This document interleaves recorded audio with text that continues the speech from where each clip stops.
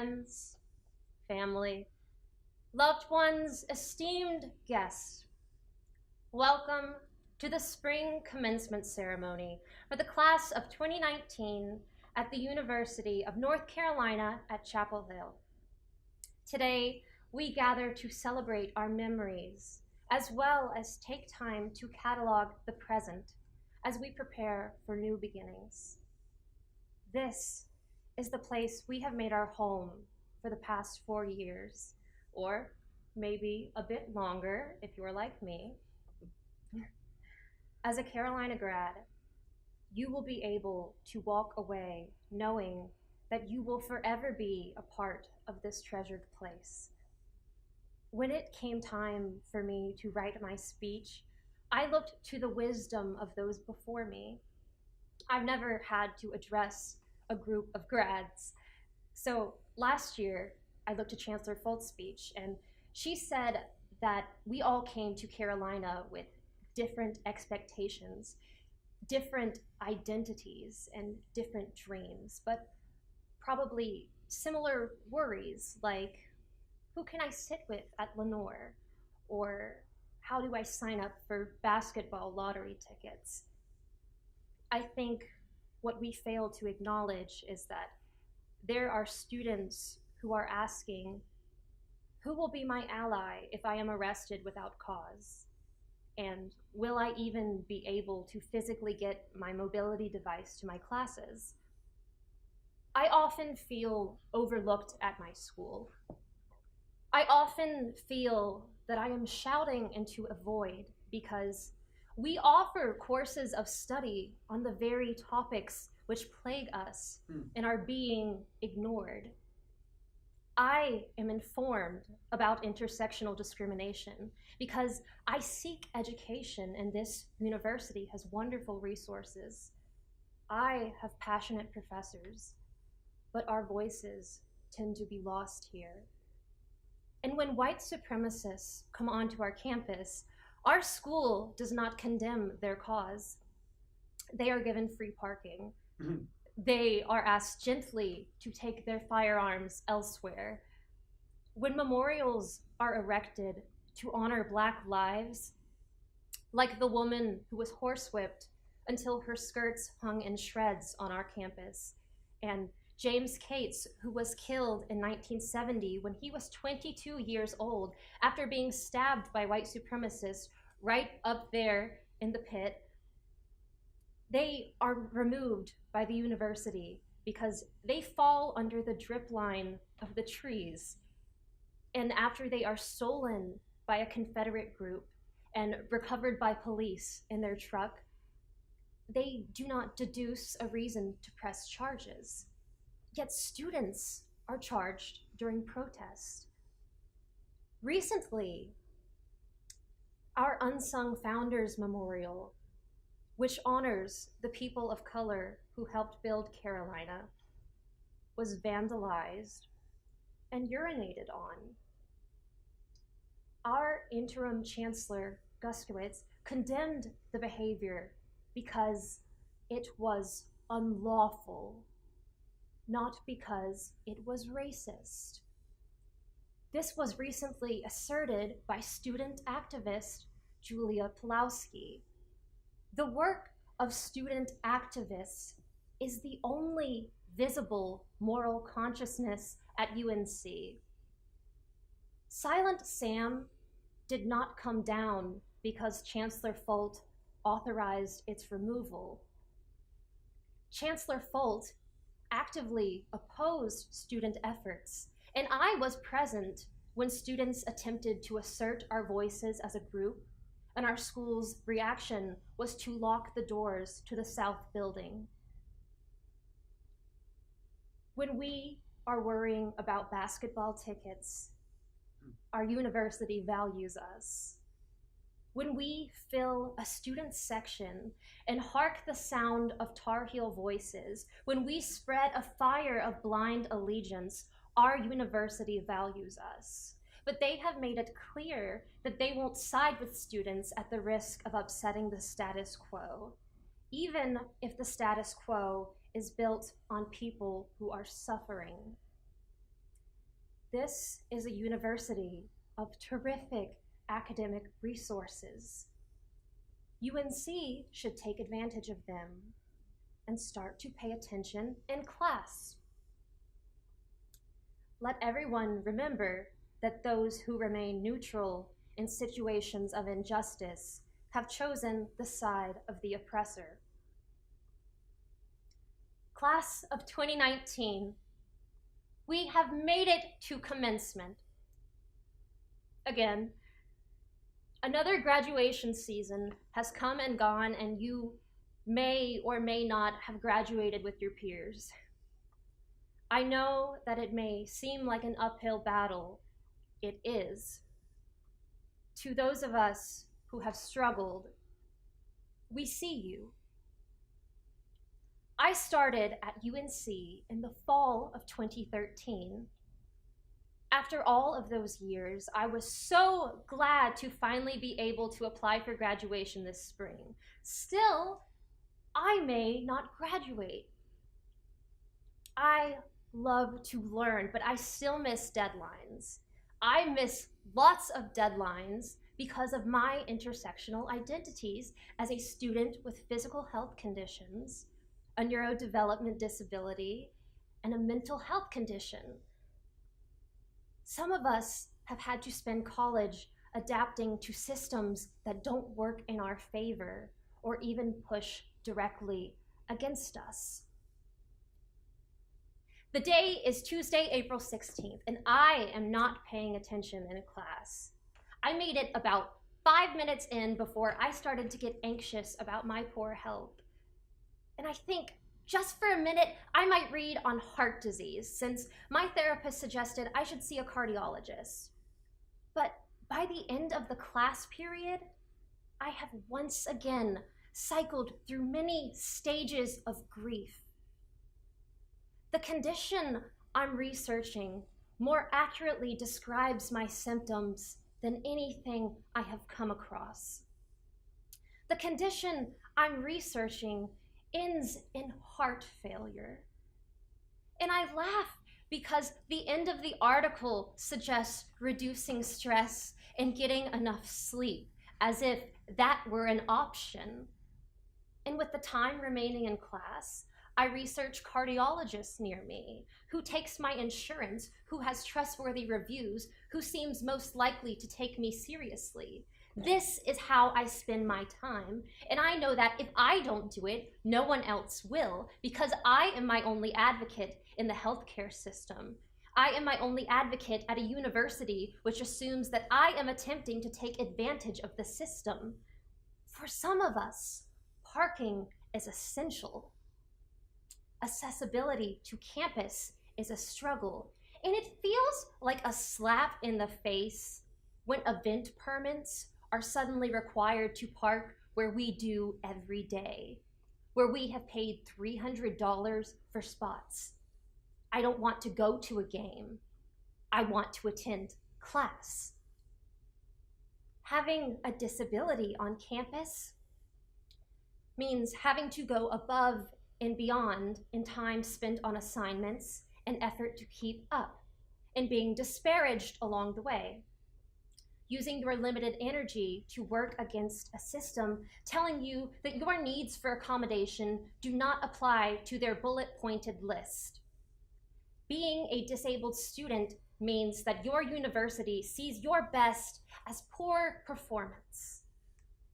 They will require you to prove your case when seeking the aid in place. The responsibility will fall wholly on you to generate documents while you are already struggling. They may doubt you. They may deny your requests, even with proof of hospitalization. My need for additional resources is not unfair to other students. I am disabled, and that is just descriptive. It's not a dirty word. Here at Carolina, each semester begins with a flourish of possibility. We embrace our high hopes. Still, I know personally that semesters don't always go as planned. I tend to begin semesters thinking I won't need to use my accessibility accommodations in this class. I'll be fine, but things pile up. And I do my best, but I have to accept that my best looks different than my peers. I work hard. Right now, what that looks like is fighting for a passing grade. They don't know that I'm also fighting for a health diagnosis and still dealing with mental illness. Do we value perseverance through adversity? Now that it is finally time for my graduation, people keep asking me if I plan to attend the ceremony. Certainly not. I think if I were to go, I would be incredibly resentful sitting there. And I think that is the case for more people than is acknowledged. For some, when we hear voices breaking with emotion over the Carolina Way, it does not apply to us. We have not had an experience of inclusion. Perhaps it has even been traumatic. Perhaps it has taught us to be more of a fighter than to embrace your college friends. Some of our experiences are very isolating. We don't make many friends here. I was not given an education at UNC. I had to seize it. I had to again and again pry it from this university's fingers. And I hear over and over again, I'm sorry, I don't make the rules, and there's not much I can do, though many of them were very, very kind to me. I wish my school would have helped me challenge rules that work against me, or use their station to be my advocate. If I had to sit through speech and speech telling me to take the Carolina Way and let it burgeon beyond our campus, I would say, I do not share your values.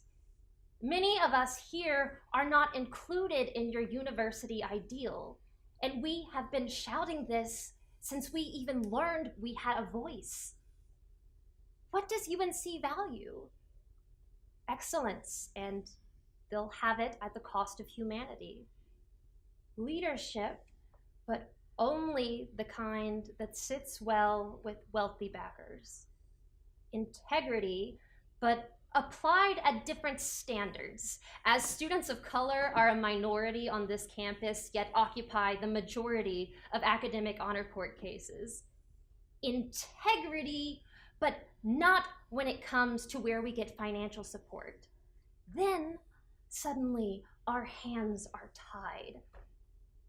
UNC values community, but it's hard to find when your kind of people don't thrive in this environment. UNC values teamwork without acknowledging that credit and compensation are not equally given.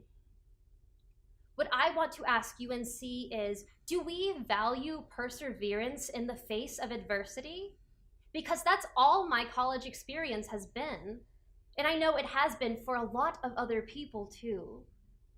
What UNC did not tell me is that many of us will try and fail and fail and fail, and it has very little to do with our talent or work ethic. What UNC did not tell me is that it would be one of the forces working against me. I wish my school would have been receptive to criticism. I wish my school would have said, how can we help you better? I wish my school would have made me feel like they cared. Many of us do not feel like this school cared, like they do care. We acknowledge that one's financial status can greatly impact their studies. It's hard to focus on school when you face eviction. It's hard to focus on school when bills are looming. when you need to pick up extra shifts and you have others who depend on you. To those who are pursuing your degree while navigating financial difficulties, we see you. We know it is frustrating to have peers who are unaware of their privilege. We know that not everyone gets to live the life of a carefree collegiate youth, worrying about dodging RAs instead of bill collectors. To those of you who are trans and gender nonconforming, we see you.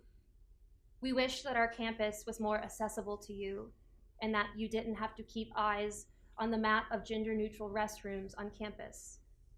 It is unlawful that Title IX does not protect you equally.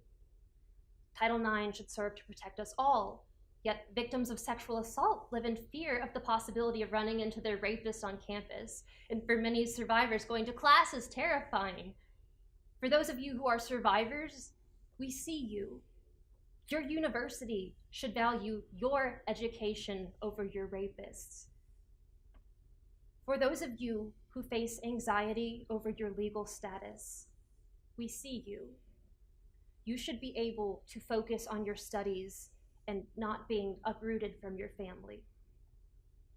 For those of you who are attending college later in life, we see you. We understand that you may have to take on a whole life's worth of responsibilities that isn't assumed in your peers. For those of you who are ill or disabled, we see you. It's hard to know what's best when prioritizing assignments and maintaining your body. For those who wish to have your voice heard on campus, but fear repercussions to your athletic, need-based, or academic scholarships, we see you. For those of you who miss your native tongue, we see you. For those whose bodies become tense with anxiety every morning as they become conscious of their surroundings, we see you. For those who are healing, transitioning, longing, angry, we see you, and those emotions exist for a reason. Anger can serve a purpose, and I know because my anger helped me gather these words today. The thought occurred to me recently. I feel like there is a learning curve to everything that I have to navigate, and I feel that I am always behind. I have had so many victories lately, but as soon as I feel like I have a rhythm figured out in one area of my life, something else happens. There is something new to learn and start from the beginning. When I finally am able to graduate, I don't know if it will even feel like a victory because I have not been able to spread my wings. I have been too busy fighting. Our school can do better. We can all do better. And while we may be wise about the inequality we face, the odds are we can learn more about the struggles of others. Criticism may sting, but it is vocalized when someone senses wrongdoing. It comes from a place of concern, sometimes of hurt. And when we face criticism, may we be quick to listen and slow to deny. We criticize because these are our lives. We don't shed these identities. They are not optional. They are not adopted for attention. We seek to help others know that language hurts a community.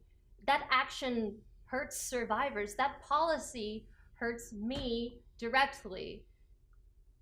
Please listen. Thank you.